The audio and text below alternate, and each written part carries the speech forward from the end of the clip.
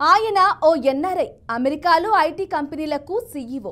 IT name రాజకీయాలపై ఆసక్తితో స్వరాష్ట్రానికి వచ్చి పుట్టిన గడ్డ రుణం తీర్చుకోవడానికి సిద్ధమైపోయారు. 2023లో టీడీపీలో చేరిపోయారు. అతి తక్కువ సమయంలోనే అధినేత మనసు గెలుచుకున్నారు. ఇంకేముంది, గుడివాడ టికెట్ కొట్టేశారు.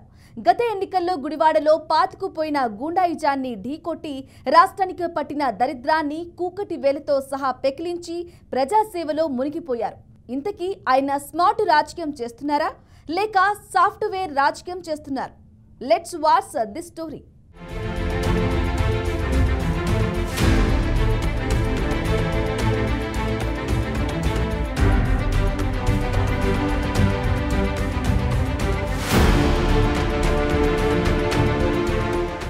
ఏపీలో జరిగిన మొన్నటి అసెంబ్లీ ఎన్నికల్లో గుడివాడలో పాతుకుపోయిన గూండాయిజాన్ని ఢీకొట్టారు. గత 20 ఏళ్లుగా గుడివాడ ప్రజలను పట్టి పీడించిన మాఫియాను కూకటి వేళ్లతో సహా పెకిలించి గుడివాడ సరిహద్దులను దాటించారు. ఎమ్మెల్యేగా గుడివాడ ప్రజల మనసులను దోచుకునే పనిలో పడ్డారు. ఆయనే ఎన్ఆర్ఐ వెనిగండ్ల రాము. అమెరికాలో ఐటీ కంపెనీలను నడుపుతున్న రాము పుట్టిన గడ్డ రుణం తీర్చుకోవడానికి గుడివాడకి వచ్చి 2023లో తెలుగుదేశం పార్టీలో చేరారు. అతి తక్కువ సమయంలోనే అధినేత మనసును గెలుచుకుని గుడివాడ టికెట్ను కొట్టేశారు. గత ఎన్నికల్లో గుడివాడలో గుట్కా నానిగా పేరు పొందిన కొడాలి నానిని చిత్తుచిత్తుగా ఓడించి 53,000కు పైచిలుకు ఓట్ల భారీ మెజారిటీతో విజయం సాధించారు.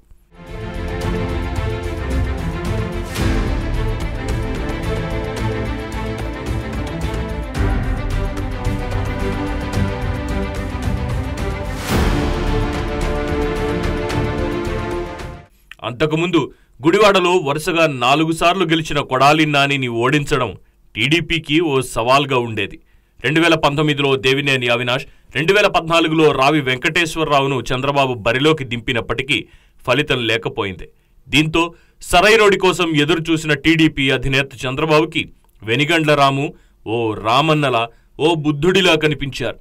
దీంతో రాముని రంగంలోకి దింపి చంద్రబాబు తన లక్ష్యాన్ని నెరవేర్చుకున్నారు.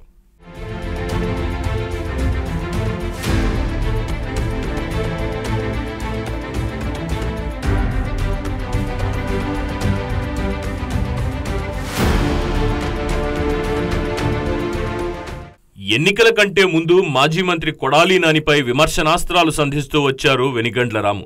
కొడాలి నాని చేసిన అక్రమాలను బయటపెట్టి ఆయన వల్ల బాధపడిన ప్రతి ఒక్కరికి న్యాయం చేస్తానని నియోజకవర్గ ప్రజలకు హామీ ఇచ్చారు.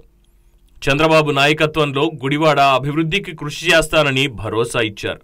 దానికి తోడు వైసీపీ ప్రభుత్వంపై జగన్ రెడ్డిపై కొడాలి నానిపై ప్రజల్లో ఉన్న తీవ్ర వ్యతిరేకత కలిసి రావడంతో రాము గెలుపు నల్లేరుపై నడకే అయ్యింది. కొడాలి నానిపై భారీ మెజారిటీతో గెలిచి తొలిసారి ఏపీ శాసనసభలో అడుగుపెట్టారు వెనిగండ్ల రాము.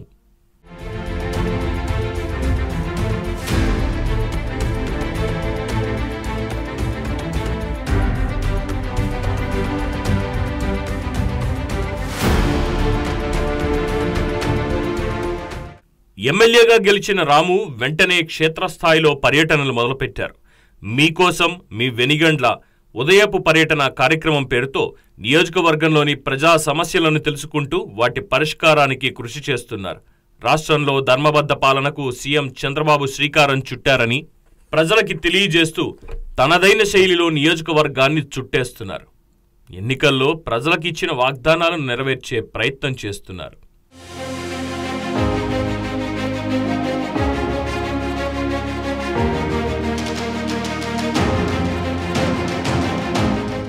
గత 20 సంవత్సరాల నుంచి కంటే ఈ రాము గారు వచ్చినాక ఈ రోడ్లు కొంచెం మాకు గుంటలై పూడుతాం కానీ కొంచెం ఏదైనా ఎక్కడికైనా వెళ్ళినా మనకి కిరాయిలకి ఏదైనా బయట ఊళ్ళు వెళ్ళాలన్నా చాలా ఇబ్బందిగా పడిపోతూ ఉండేది.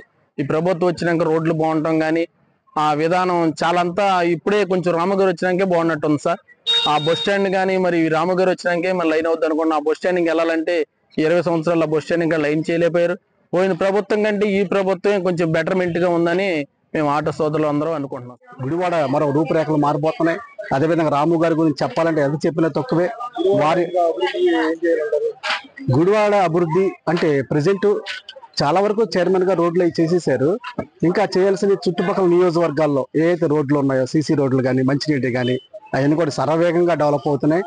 దాంతో పాటుగా ఏదైతే నిరుద్యోగులు ఉన్నారు వారికి మంచి నిరుద్యోగం తీరే విధంగా కొన్ని ఫ్యాక్టరీస్ నిర్మిస్తానని వెనగండ్ల రాము గారు చాలా సందర్భాలు చెప్పడం జరిగింది. వారు వాటి దిశగా ముందుకెళ్తున్నారని మాకు కొంత సమాచారం.